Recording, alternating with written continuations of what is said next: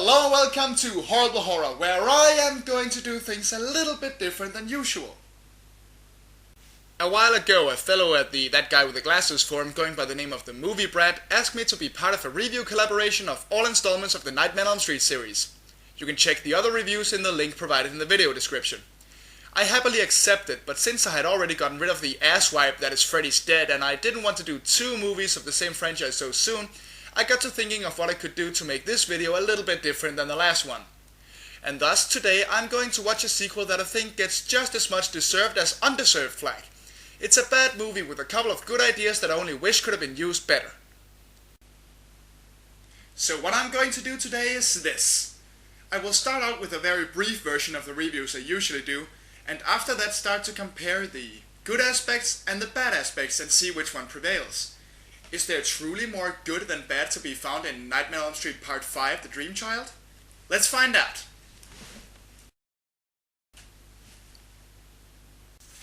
Alright, before we get started, I might want to tell you what happened in the last few sequels.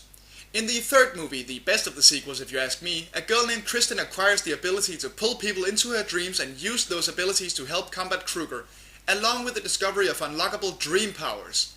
And yes, it was pretty fucking epic.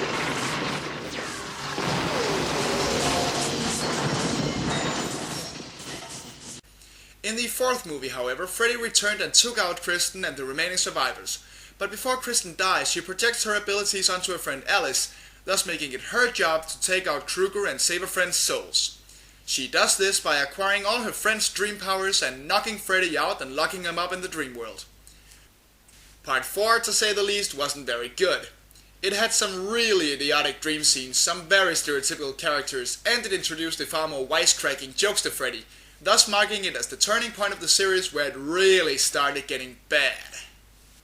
And now here we are at Part 5. After the events of the last movie, Alice has found herself a boyfriend and starts having nightmares again, though at first they don't really involve Freddy directly. The mystery begins, however, when she starts seeing the ominous Krueger girls. Well, she's clearly wide awake.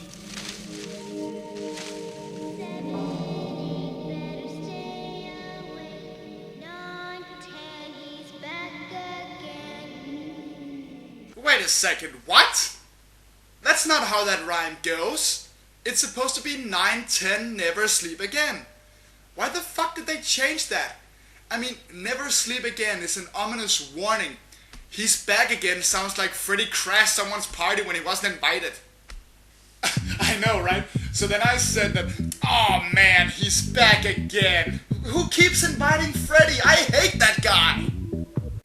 She has a sort of vision where she literally sees Freddy get reborn and muse about how he's found a key to get out from the dream realm that Alice had locked him up in. Turns out, rather than her really falling asleep this time, she suffered a sort of blackout. Freddy is attacking while she's awake now.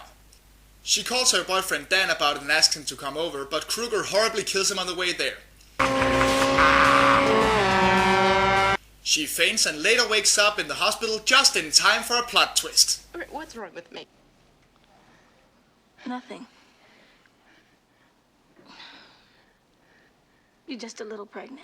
Oh, thank God. I thought for a second something else that would change my life had happened. What? Oh, so she's just a little pregnant, huh? Well then, I guess Dan's just a little bit dead and Krueger's just a little bit of an asshole. Jesus Christ, what a stupid fucking thing to say. Here's news for you, lady. You just got a spot on my shit list for that one. Anyway, after that horrible moment, she gets visited by a mysterious little boy named Jacob who seems to know a lot about her, but no one can really prove this boy even exists. She decides to tell her friends about Krueger, but naturally they don't believe her. And as you can imagine, he begins slicing through them all one by one as per usual. But during one of these dream sequences, we come to a shocking realization. Jacob is a manifestation of Alice's unborn child's mind. And if he turns out to be the Jewish demon result of some Nazi experiment like in another movie I won't even dignify by mentioning its title, I'm going to be really pissed! Alice finally gets an idea of how Krueger might be attacking while she's awake. According to her doctor, an unborn baby early in its fetal stage spends up to 70% of its day in a dream state. Okay, sure, I'll buy it. It's not like there's that much else to do in there other than kick and, I don't know, writing your name on the walls or something.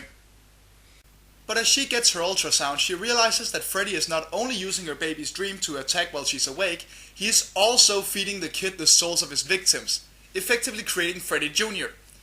Thanks to Mark's research, they find out that Amanda, Kruger's mother, didn't die naturally but killed herself, and that her spirit rests in the old asylum tower, and that she is the only force that can stop Freddy for good. Alice tries to find Amanda, but ends up having to rescue Yvonne while Mark gets his ass killed. Deciding that Freddy will just attack Yvonne if Alice tries to go again, they figure that Yvonne will have to be the one to find Amanda. Okay, to be fair, they play it a little smarter than that. While Yvonne frees Amanda, Alice distracts Kruger by taunting him and forcing him into his own little nightmare scenario. However, Kruger turns the tables and we see Freddy playing with Jacob and pretending to be his friend. As you can guess, it's time for the final showdown. For a while it seems Kruger will triumph, but Amanda is freed and convinces Jacob to use the powers Kruger has given him to take him on in special effects extravaganza. The captured souls are ripped from Freddy. I thought he fed them to Jacob. And he's reverted to a ghostly fetus and assaulted by Amanda's spirit, who will keep it locked up forever in eternal combat between souls.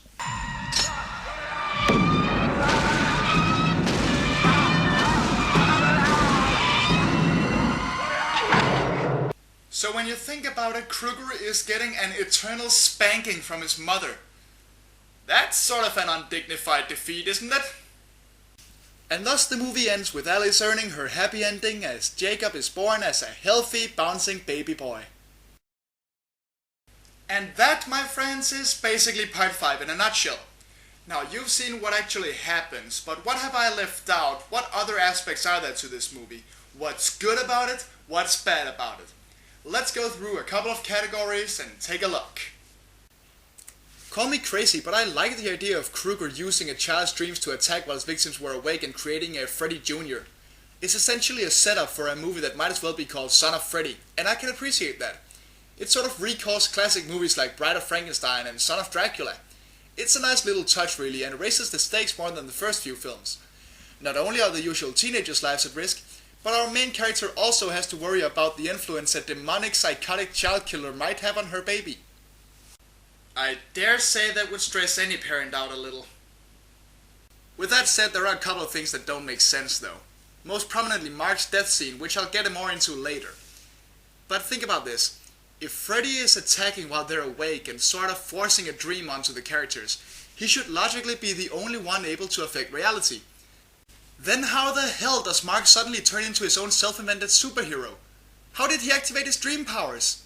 We could say it's the power of imagination, but frankly that's bullcrap. I mean, he's the only one that does this. Not even Alice, who absorbed all dream powers in the last movie, does this at any point. But still, overall I like the story, despite a couple of logical holes. It's a nice change from the usual formula if you ask me. The stakes are a little higher, and it's still a callback to classic horror films. So I say it gets my seal of approval. The teen cast of this movie is mostly forgettable, and while I think I made my feelings about Yvonne clear, there are two of them I kind of like. Mark, this movie's comic book artist, and Greta, the girl whose mother constantly pushes her to be a perfect cover girl. Damn it, I have to go gnash my teeth for the paparazzi. Let's start with Greta. She's being horribly controlled by her mother, pressured to always watch her weight and never see her friends as much as she likes. And while Greta doesn't particularly like this, she actually doesn't spend what few scenes she has bitching about it. In fact, more often she just cracks jokes about it and tries to have fun. In a way it's sad that she hasn't confronted her mother about it, but I quite like this approach. Despite some shit in her life, she still has the capacity to have some fun with her friends. It's not until those friends start dying that she mouths off her mother. She's lost a lot of what made her life bearable. She's found something to latch on to make things work for her. And I like that. She came off as strong to me. Mark was without a doubt my favorite character in this movie. Yes, he's the comic book geek, but he's a much more balanced look at one. He likes to read comic, yes, and especially draw them, but it doesn't automatically make him socially inept, wimpy, or overly dorky. He's a guy with an interest who has a good group of friends that accepts all of him. That's very nice to see, especially when you think about how nerds are usually portrayed in all other movies in existence. I'm casting a chance though to make the girls like me.